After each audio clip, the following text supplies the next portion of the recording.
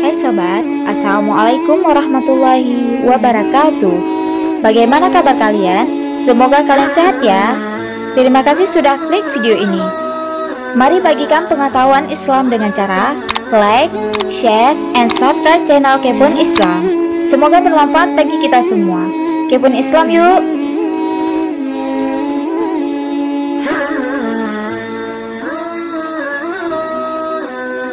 Nabi Zakaria alaihissalam adalah ayahanda dari Nabi Yahya alaihissalam yang merupakan Nabi Bani Israel. Pekerjaan Nabi Zakaria adalah tukang kayu. Dia mencari nafkah dengan keringatnya sendiri.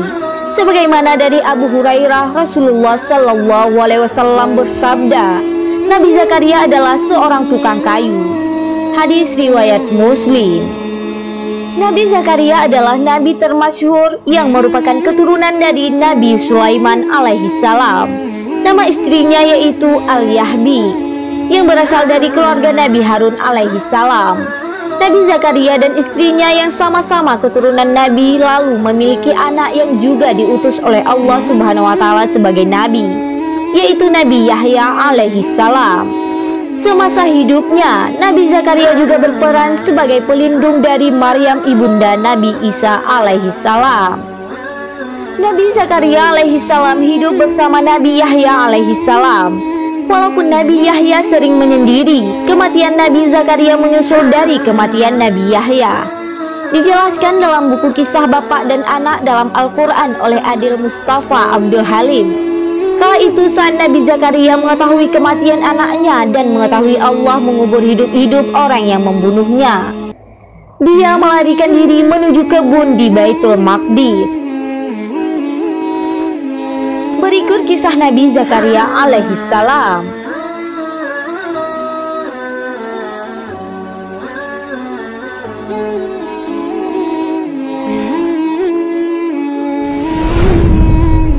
Kabar terbunuhnya Nabi Yahya.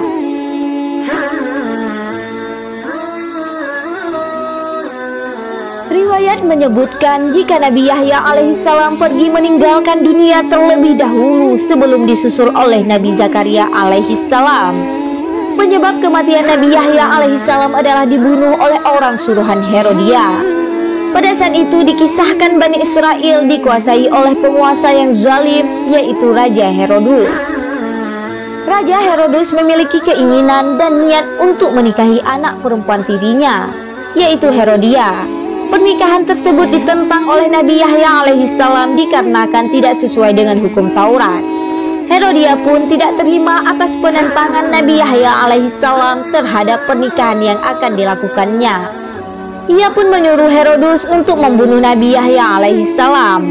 Nabi Yahya alaihissalam pun ditangkap, dipenjara dan dibunuh sesuai permintaan Herodia. Ketika kabar kematian Nabi Yahya alaihissalam sampai ke telinga ayahandanya, yaitu Nabi Zakaria alaihissalam, dan mengetahui bahwa Allah telah menghukum pembunuhnya dengan mengubur mereka hidup-hidup, maka selanjutnya Nabi Zakaria alaihissalam pun melarikan diri menuju sebuah kebun di Baitul Maqdis.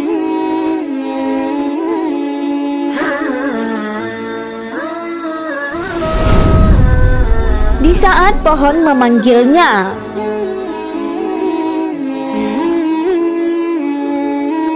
saat Nabi Zakaria melewati pepohonan tersebut memanggilnya, "Wahai Nabi Allah, datanglah mendekat ke sini ke arahku."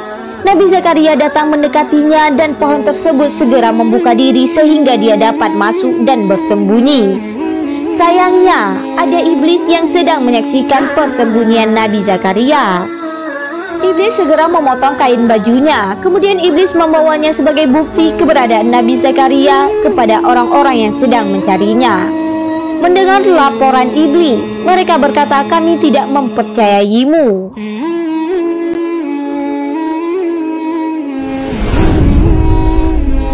Kelicikan iblis.